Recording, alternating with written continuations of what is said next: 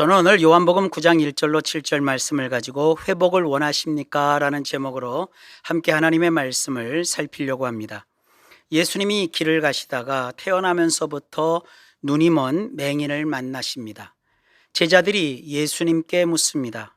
라삐요, 이 사람이 맹인으로 난 것이 누구의 죄로 인함이니까? 자기니까? 그의 부모니까? 예수께서 대답하십니다. 이 사람이나 그 부모의 죄로 인한 것이 아니라 그에게서 하나님이 하시는 일을 나타내고자 하심이라. 그리고 이어서 말씀하십니다. 때가 아직 낮음에 나를 보내신 이의 일을 우리가 하여야 하리라. 밤이 오리니 그때는 아무도 일할 수 없느니라. 내가 세상에 있는 동안에는 세상의 빛이로라. 이 말씀을 하시고 땅에 침을 뱉어 진흙을 이겨 그의 눈에 바르시고 실로암 못에 가서 씻으라 하십니다. 이에 가서 씻고 눈이 밝아져서 돌아왔습니다. 이 놀라운 사건에서 우선 생각해 봐야 할 것이 있습니다. 당시 사회뿐 아니라 오늘날 우리 시대에도 만연한 인과응보 사상입니다. 이는 불교의 업보교리와 똑같습니다. 조상의 죄가 대물림하여 그 후손이 벌을 받는다는 것입니다. 예수님 당시에도 유대 사회에 그런 사상이 지배적이었습니다. 유대인에게 그런 인과응보 업보 사상은 모세의 율법에서 비롯하였습니다. 율법에 보면 아버지의 악행을 자손 3, 4대까지 보응하리라 라고 합니다. 이런 원리를 아는 이스라엘 사람들이 죄 안 짓고 의롭게 잘 살았을까요? 그랬으면 얼마나 좋겠습니까? 유대인들은 자기 자신의 행동을 삼가며 하나님의 계명대로 살기보다는 하나님의 율법 뒤에 숨어서 자기는 안 그런 척하며 그 율법을 앞세워 다른 사람을 정죄하고 비난하고 판단하였습니다. 그런 자세와 모습이 모세부터 예수님 당시까지 약 1500년에 걸쳐 이어져 왔습니다. 태어나면서부터 눈이 먼 맹인이라니 얼마나 불쌍하고 안타깝고 딱합니까? 그런데 심지어 예수님의 제자라는 자들도 그 사람을 앞에 놓고 자기들은 뭐가 그리 잘났다고, 라삐요, 이 사람이 맹인으로 난 것이 누구의 죄로 인함이니까? 자기들의 사견에 따라 해석까지 내놓습니다. 자기니까? 그의 부모니까? 맹인으로 태어난 것이 부모나 조상 탓이거나 아니면 그 사람이 태 속에서부터 뭔가 죄를 지었기 때문이라는 것입니다. 우리도 똑같습니다. 일이 좀 잘 못되거나 뜻한 대로 안 풀리면 조상 탓, 부모 탓, 내 탓, 누구 탓 이렇습니다. 과연 우리의 그 좋으신 하나님이 사랑하는 자기 백성들을 그 조상과 부모의 죄 때문에 태어나면서부터 눈먼 맹인이 되게 하시는 분이실까요? 아기가 엄마 뱃속에서 아직 선악이 뭔지도 모르는 상태인데 대체 무슨 잘못을 아기가 했다고 나면서부터 과연 맹인이 되게 하셨을까요? 이 일에 대하여는 이미 하나님이 구약 모세 율법에서 분명하게 밝혀 못 박아 두셨습니다. 아버지는 그 자식들로 말미암아 죽임을 당하지 않을 것이요, 자식들은 그 아버지로 말미암아 죽임을 당하지 않을 것이니 각 사람은 자기 죄로 말미암아 죽임을 당할 것이니라. 조상죄 때문에 현재 우리가 불행해지는 것이 아닙니다. 부모죄 때문에 그 응보로 자식 인생이 망가지거나 그런 것이 절대로 아닙니다. 그렇다면 아버지의 악행을 자손 3, 4대까지 보응하리라는 이 말씀은 무슨 뜻일까요? 하나님이 이렇게 말씀하신 9절의 전후 문맥을 살펴보면 그 뜻을 분명히 알 수 있습니다. 출애굽기 34장 6절에서 모세에게 하나님은 자기 자신이 누구신가 소개하십니다. 여호와라, 여호와라, 자비롭고 은혜롭고 노하기를 더디하고 인자와 진실이 많은 하나님이라. 그런 하나님이 인자를 천대까지 베풀며 악과 과실과 죄를 용서하리라, 이렇게 선포하십니다. 생각해 보십시오. 하나님은 천대까지, 곧 수천대까지, 다시 말해 영원토록 잠시도 멈추거나 중간에 포기하지 않으시며 우리가 인생을 살면서 경험할 수 있는 가장 좋은 것들을 베푸시는 분이십니다. 무엇을 베푸실까요? 자비를 베푼다고 하셨습니다. 이 자비는요, 라쿰이라는 말인데 너무 이쁘고 사랑스러워서 팍 만지고 쓰다듬고 껴안고 잘잘못 안 가리고 무조건 그 편을 들어 편애하는 것을 뜻하는 단어예요. 그리고 여기서 은혜라고 하는 것은요, 날 곤란하게 하는 요구를 하는데도 그것마저 귀 기울여 들어주는 것을 뜻해요. 그리고 노하기를 더디하고 라는 말은요, 머리가 지근지근거리고 화가 치밀어 올라 폭발할 것 같은 상태인데도 아주 오래도록 그러지 않고 참고 또 참아내는 것. 내가 뭔 잘못을 해도 하나님은 절대로 내게 화를 폭발하지 않으시는 것. 그야말로 성질 급한 어른들이 아이 키우는 남에게 자주 하는 말이 있죠. 애를 그렇게 오냐 받아주면 애 버릇 나빠진다. 그렇게 잔소리하면서도 정작 자기 자식이 낳은 손주 손녀에게는 수염이다 뽑히고 명품 핸드백에 오줌을 싸도 허허허 하하하 호호 그러면서 아이고 내 새끼 예쁜 내 자식 이러는 거와 똑같이 하나님이 우리를 대하신다는 거예요. 하나님은요, 거의 무한대의 인자. 그래서 인자라는 것은 캐세드라고 하는데 아기에게 젖을 먹이는 엄마의 마음, 그리고 무한대의 진리, 이것은 에메트라고 하는데 거짓이 없이 진실한 것, 속이지 않는 것, 한없이 끝도 없이 한결같이 상대를 믿어주는 것, 그런 마음으로 하나님께서 우리에게 인자를 계속 천대까지 베푼다고 하십니다. 여기서 이 베푼다는 것은요, 나짜르라고 해서요, 이것은 경호한다, 보호한다, 지킨다, 신중하게 생각한다, 전후 사정을 낱낱이 잘 파악하여 오해나 억울한 일이 없게 한다, 이런 뜻입니다. 사람은 잘못 볼 수 있고 편견을 가지고 상대방을 오해하거나 억울한 소리를 얼마든지 할 수 있습니다. 그러나 우리 하나님은 인자, 곧 엄마의 시선과 마음으로 나를 잘 살펴서 나를 아시고 나를 헤아려 억울하지 않게 하시는데, 그런 인자 베푸시는 것을 천대까지 하신다고 말씀합니다. 천대라는 것은 조금 더 전에도 얘기했지만 수천대, 그러니까 영원토록이라는 뜻입니다. 그렇게 나를 엄마의 심정으로 살피고 보호하시면서 악과 과실과 죄를 용서하신다고 말씀합니다.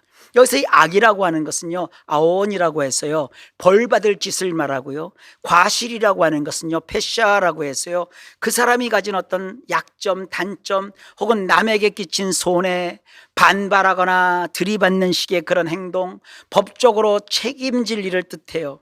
그리고 여기서 죄라고 하는 것은요, 하마라고 해가지고요, 신앙적으로, 도덕적으로, 양심적으로 꺼리끼는 그러한 죄를 뜻하는 단어입니다. 그런데 이것을 하나님께서 벌 주시는 것이 아니라 용서하신대요.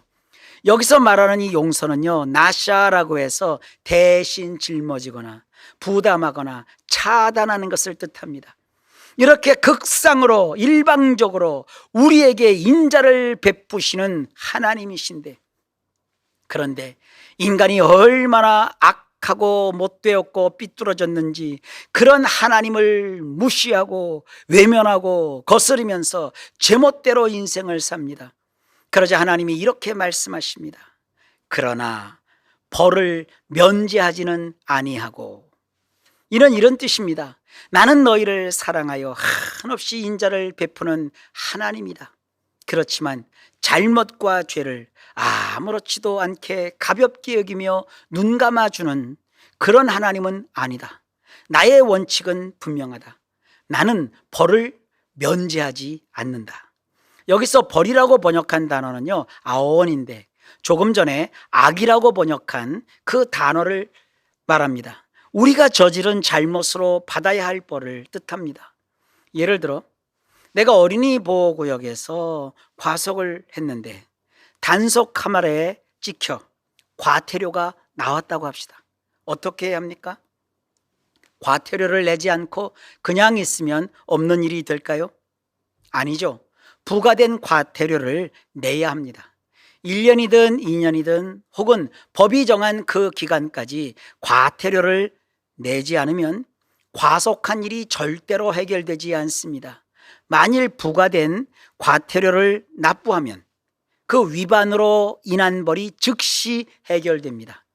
아버지의 악행을 자손 3, 4대까지 보응하리라 라는 말씀도 그런 뜻입니다.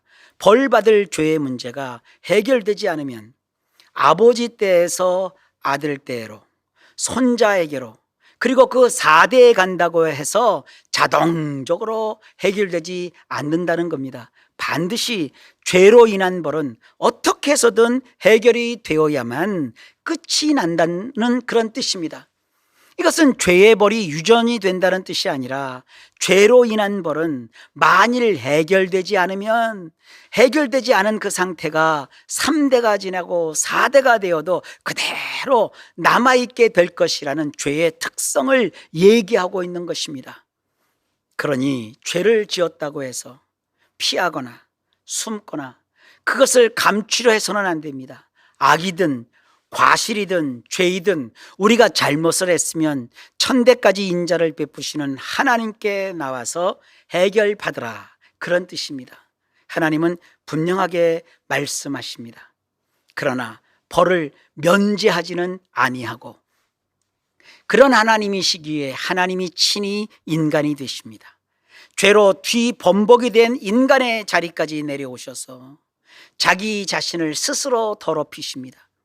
하나님은 자기 자신을 스스로 더럽혀진 하나님이십니다. 그래서 우리가 받아야 될 그 벌을 대신 하나님이 받으십니다. 우리로서는 면제받을 수 없는 그 벌을 하나님이 대신 다 받으십니다. 율법에서 그러나 벌을 면제하지는 아니하고 라는 이 말씀은 그 뒤 약 1500년 뒤에 이 땅에 인간의 몸을 입고 오신 예수님이 십자가에서 우리를 대신하여 찢기고 상하여 피 흘려 죽으심으로 우리를 구원하시겠다는 이러한 예고의 말씀입니다. 우리의 벌을 대신 예수님이 받으시고 우리를 모든 죄의 형벌에서 면제하여 주셨습니다. 하나님의 이런 뜻을 모르고 이스라엘 사람은 이 소중하고 귀중한 하나님의 말씀을 죄와 그 벌이 유전되는, 즉 조상의 죄를 대물림한다는 이상한 종교적 논법을 만들어서 불교의 업보 사상이나 기독교 신앙이나 마치 똑같은 것처럼 해 놓았습니다. 예수님은 그런 잘못된 인과응보 업보 사상, 조상의 죄와 허물과 죄가 자손에게까지 대물림하는 것처럼 여기는 유대 사회에 그 잘못된 인습과 사상을 한마디로 뒤엎어 버리신 것입니다. 이 사람이나 그 부모의 죄로 인한 것이 아니라 그에게서 하나님이 하시는 일을 나타내고자 하심이라. 회복을 원한다면 불행한 과거에 매여 있으면 안 됩니다. 본문에서 등장하는 사람은 아예 나면서부터 맹인이었습니다. 현대 최신 의학도 선천적 맹인은 손댈 생각조차 못합니다. 그러나 우리 예수님의 회복의 능력은 그런 불가능도 가로막지 못합니다. 우리가 귀 기울여 듣고 마음에 품어야 하는 주님의 말씀은 그에게서 하나님이 하시는 일을 나타내고자 하심이라입니다. 놓쳐버린 과거, 잃어버린 과거, 빼앗긴 과거, 이미 지나가서 되돌릴 수 없는 과거에 매여 그것이 누구의 죄로 인함인가? 나 자신인가? 부모인가? 아니면 주변의 누구인가? 다 의미 없는 회상이며 반성이며 반추입니다. 지나간 것은 지나간 것입니다. 예수께서 이르시되 손에 쟁기를 잡고 뒤를 돌아보는 자는 하나님의 나라에 합당하지 아니하리라고 하셨습니다. 그래서 오늘 본문에서도 우리 예수님이 이르시기를 때가 아직 낮음에 나를 보내신 이의 일을 우리가 하여야 하리라. 밤이 오리니 그때는 아무도 일할 수 없느니라. 내가 세상에 있는 동안에는 세상의 빛이로라. 예수님을 따르는 제자들은 선천적 맹인이라는 문제 앞에서 소위 합리적인 분석과 종교적 반성을 하면서 죄의 문제를 거론하며 이 사람의 불행의 원인이 무엇인지를 따져댔습니다. 라비요, 이 사람이 맹인으로 난 것이 누구의 죄로 인함이니까? 자기니까? 그의 부모니까? 참 쓸데없는 질문입니다. 그렇게 물어본댔자, 그래서 만일 그 사람 자신의 죄가 원인이라서 그가 맹인으로 태어난 것이라면 어떻게 하겠다는 겁니까? 또 만일 그 사람 부모의 죄 때문에 그가 맹인으로 태어난 것이라면 아무런 능력도 대책도 없는 제자들이 무엇을 하겠다는 겁니까? 죄를 따진다고 해결됩니까? 죄는 따질 것이 아니라 해결을 해야 될 문제입니다. 우리는 이 땅에 살면서 내가 할 수도 없고 할 자격도 능력도 없으면서 뭔가 일을 당하면 그것을 분석하고 따져대고 이유를 나열하고 누군가를 탓하고 공격하고 화를 내거나 판단하거나 지레 포기합니다. 그 일로 인해 우울해하고 좌절하고 낙심하고 심지어 하나님을 원망도 합니다. 우리 주님은 그런 것에 대하여 강하게 거부하시면서 이렇게 말씀합니다. 이 사람이나 그 부모의 죄로 인한 것이 아니라 그에게서 하나님이 하시는 일을 나타내고자 하심이라. 공부할 기회를 놓쳤습니다.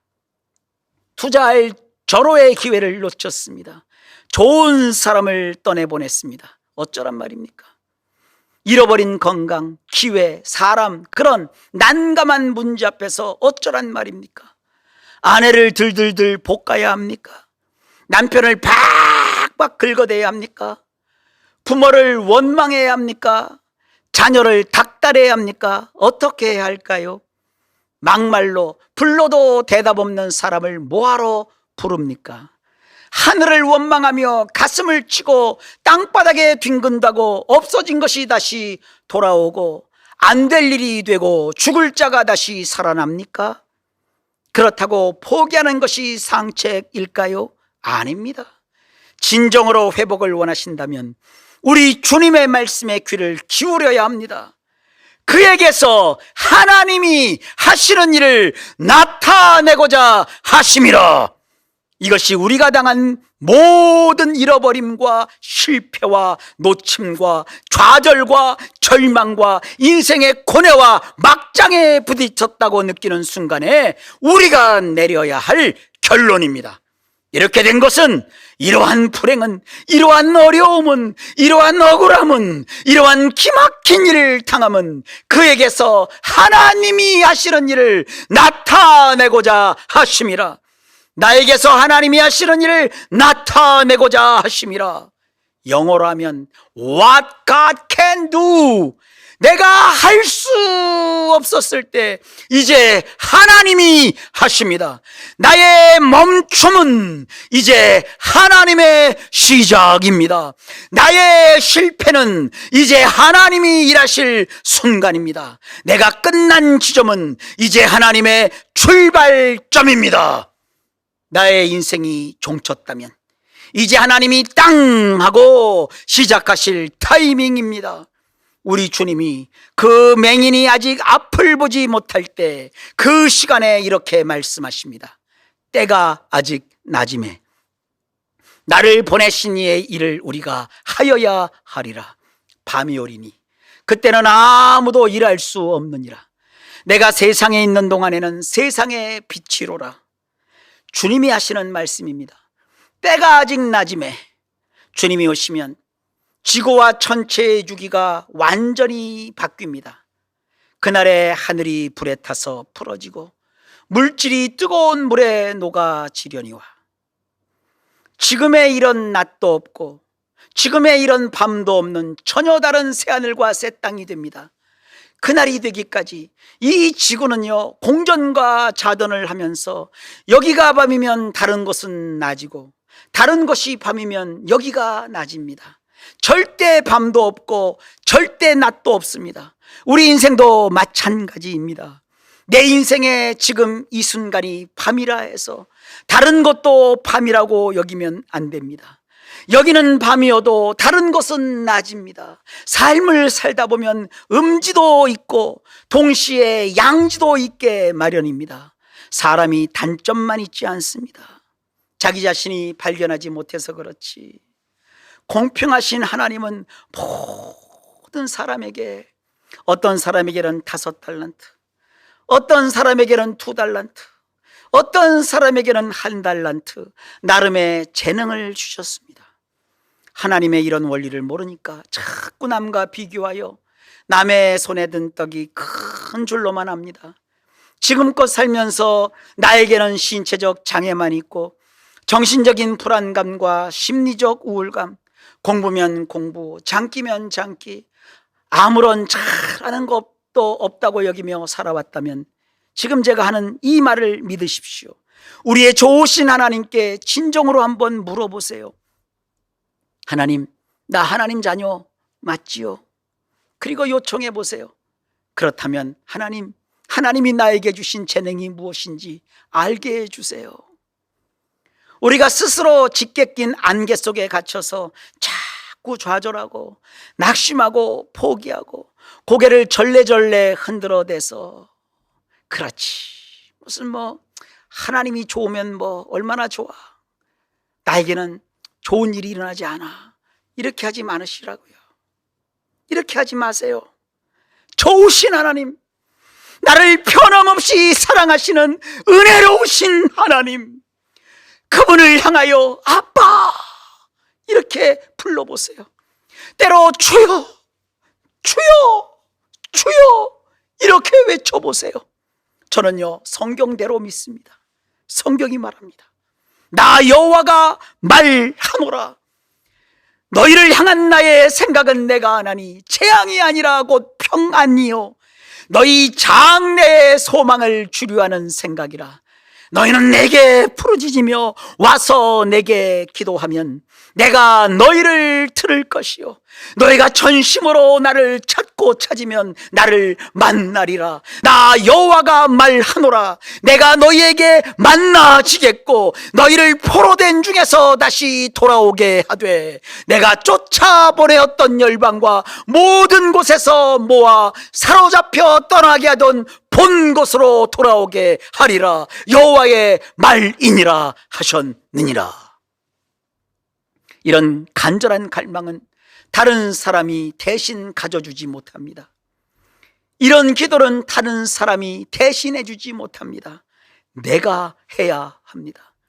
나의 인생이 캄캄하다고, 나의 인생이 너무나도 어둑어둑하다고 나면서부터 맹인된 사람보다 더 캄캄하겠습니까? 더 어둡겠습니까? 나의 삶이 꼬부라지고 고꾸라지고 엎어졌다고 해도 앞을 못 본 상태에서 태어난 것도 억울해 죽겠는데, 그런 나를 향해 이렇게 된 것이 내 죄냐 네 부모의 죄냐고 따져 묻는 사람들에게 쌓여있던 그 맹인만 하겠습니까? 주님은 말씀하십니다. 때가 아직 낮이다. 나를 보내신 이의 일을 우리가 하여야 하리라.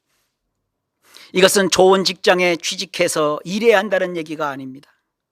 성공하고 잘 살려면 좋은 학교에 진학해야 한다는 얘기도 아닙니다. 우리 주님이신 예수님을 이 땅에 보내주신 그 하나님의 일, 그것이 무엇일까요? 멀리 가서 따로 찾을 필요가 없습니다. 예수님은 오늘 본문에서 그 일을 몸소 행하셨습니다. 어떤 일입니까? 땅에 침을 뱉어 진흙을 이겨 그의 눈에 바르시고 라고 했습니다. 이 땅은 다 있어요. 침도 다 있어요. 우리가 다 할 수 있는 일인데 그 할 수 있는 일을 주님이 하시면서 사랑이 뭔지를, 능력이 뭔지를 보여주셨어요. 그리고 그리고 실로암 못에 가서 씻으라고 하셨습니다. 우리 옆에도 흐르는 실로암 못이 다 있어요. 그곳에 가서 씻으라는 말, 우리도 할 수 있는 거예요. 우리가 할 수 없는 것을 주님이 막 하신 것이 아닙니다. 주님은 우리가 할 수 있는 일을 친히 하시면서 이것이 아버지의 일이라고 우리에게 보여주신 거예요. 여기서 땅에 침을 뱉어 진흙을 이겼다고, 아이고 더럽고 불결해, 이런 생각을 하시면 우리 주님을 잘 모르시는 겁니다. 이를 놓고 성경을 연구하는 학자들이 많은 의견을 내놓고 있습니다. 저는 그 가운데 두 가지만 소개하려고 합니다. 고대 유대인들은 눈병이 걸리면 침이 치료 효과가 있는 것으로 여겼습니다. 또 다른 한 가지는요, 예수님이 맹인을 고친 날은 유대인들이 노동을 금지하는 안식일이었습니다. 그래서 침을 뱉어 진흙을 이긴 것이 일이냐 아니냐 따져봐야 한다는 주장이 있기도 합니다. 이 두 의견을 합쳐보면 예수님이 침으로 흙에 뱉어 진흙 반죽을 만든 것은 안식일에, 병을 고치는 것은 안식일을 어기는 것이 아니라는 것을 보여주는 상징적인 행동이라는 것입니다. 저는 이런 해석보다는요, 그냥 어렸을 때 제가 겪은 일이 떠오릅니다. 저는 어린 시절 흙장난을 참 좋아했습니다. 놀다 보면 이마나 이 코에 흙을 묻혀요. 이렇게 놀다 보면 이게 손으로 막 이렇게 묻히잖아요. 제가 집에 돌아가 보면 얼굴때 검정과 그리고 마른 흙이 덕지덕지 얼굴에 붙어 있습니다. 그러면 할머니가 손가락 끝에 이렇게 침을 묻혀가지고 저를 막 이렇게 닦아주셨어요. 저는 얼굴이 이렇게 막 뭐가 묻는 것도 그렇지만 그 할머니의 그 침 묻은 그 손가락을 다 이렇게 느껴요. 그런데 이게 막 이렇게 닿는데 막 간지럽고 뭐 막 비교되니까 막 따가워요. 그 인상을 쓰면서 어깨를 막 들썩들썩거리고 하지마 그래요. 근데 지금 기억에 결코 그것이 싫지 않았습니다.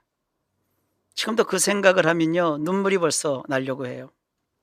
여러분, 사랑하지 않으면 절대로 할 수 없는 행동입니다. 남의 자식 얼굴에 침을 묻혀가며 닦아주는 사람이 요즘은 뭐 있나요? 없지요. 내 새끼니까, 내 손주니까 얼굴에 묻은 흙을 침을 묻혀서 닦아주는 거죠. 우리 예수님의 행동에서 그런 할머니의 손길이 저는 느껴집니다. 예수님은 나면서부터 맹인된 그 사람을 아끼고 사랑하는 마음으로 손수 침을 뱉어 반죽한 흙을 묻혀주면서 고쳐주신 것입니다. 그리고 실로암 못에 가서 씻으라고 하십니다. 이는 오늘날도 침으로 갠 흙을 묻혀 맹인을 고치라는 뜻도 아니고요, 실로암이라는 연못에 찾아가서 씻으면 맹인이 눈을 뜰 수 있다는 의미도 아닙니다. 중요한 것은요, 예수님은 그 당시 사람들의 잘못된 인습과 종교적 편견을 깨시고 그 누구보다 그 맹인을 진정으로 사랑하고 아끼고 불쌍히 여기시면서 그 가지신 능력으로 근원적인 병을 근치하여 완전 정상으로 회복하여 주셨다는 사실입니다. 주님은 그것이 바로 자기를 이 땅에 보내신 아버지의 일이라고 하십니다. 그런 하나님의 일을 우리가 하여야 하리라. 밤이 오리니 그때는 아무도 일할 수 없느니라 라고 하십니다. 내가 세상에 있는 동안에는 세상의 빛이라 라고 주님이 덧붙이십니다.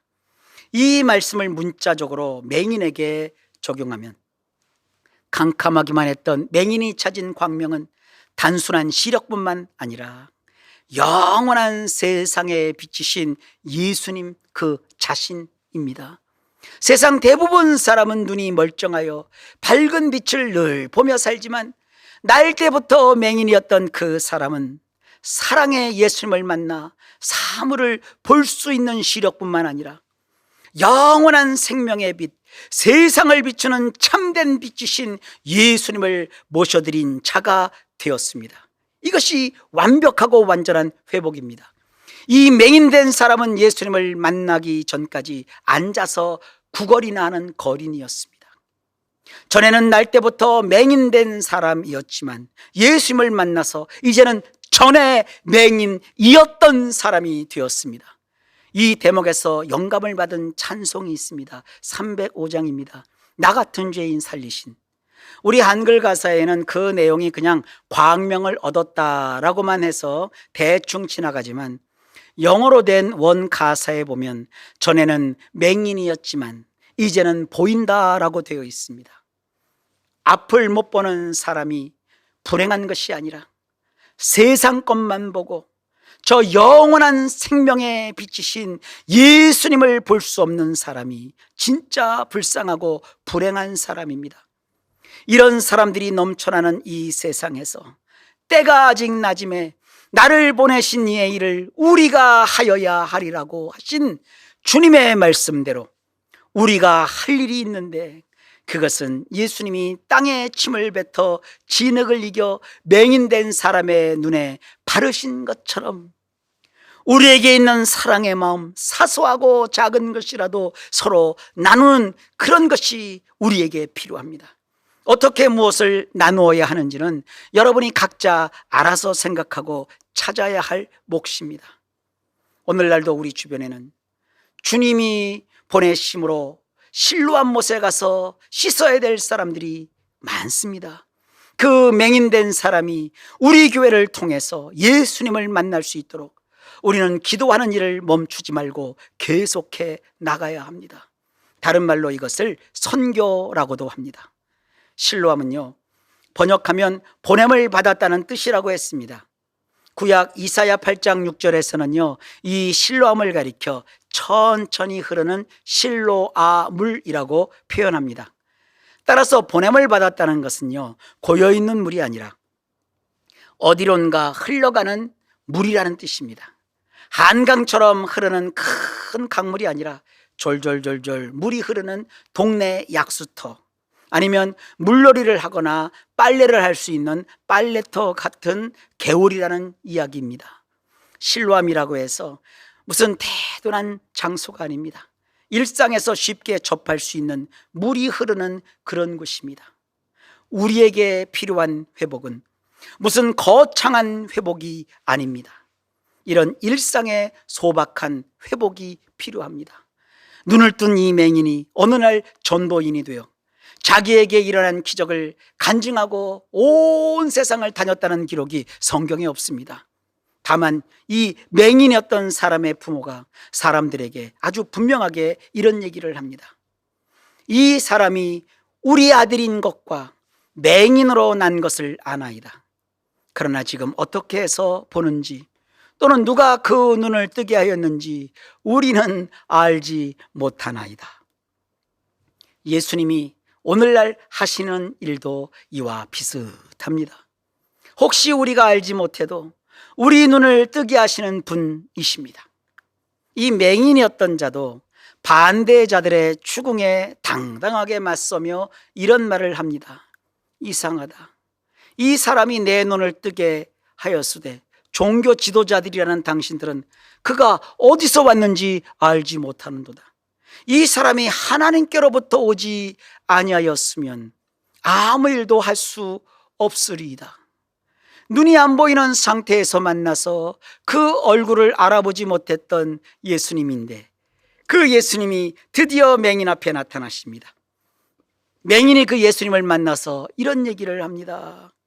너무나도 대단한 얘기죠. 주여, 내가 믿나이다. 그런 다음 예수님께 절을 합니다. 주님은 우리의 일상을 회복하시는 분이십니다.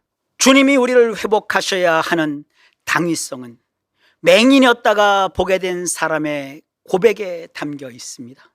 주여, 내가 믿나이다. 그러고 나서 절을 합니다. 주님을 내가 믿습니다라는 신앙의 고백과 절하는지라 곧 하나님에 대한 예배를 위해서 주님이 우리를 회복하십니다.